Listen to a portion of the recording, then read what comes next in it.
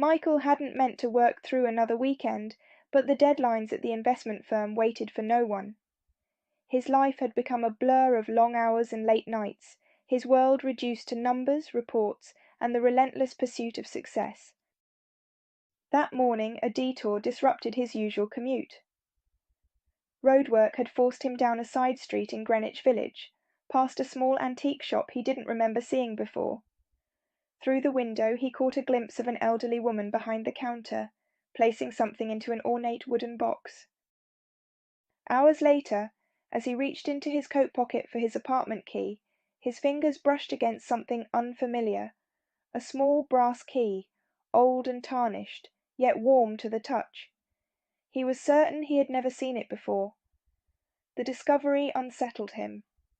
There was something deliberate about it, as if it had been placed in his pocket rather than simply found. A feeling, subtle but insistent, pulled him toward the basement storage unit he had barely touched since moving in. Inside he sifted through forgotten boxes, long buried under the weight of time. Eventually, beneath a stack of old textbooks, his hands found a leather-bound diary. Its lock matched the mysterious key perfectly. As he opened the diary, memories flooded back. The pages were filled with detailed sketches of fantastical buildings, floating gardens, tree-top libraries, and schools shaped like musical instruments. He'd drawn them all as a child, his 12-year-old self believing without hesitation that he'd one day become an architect. He'd forgotten that dream. His father was an architect, a man who saw stories in blueprints and purpose in every line he sketched. Michael had spent hours watching him work, mesmerized by the way a simple design could transform into something real. But when his father passed unexpectedly, Michael had locked those memories away, just as he'd locked this diary.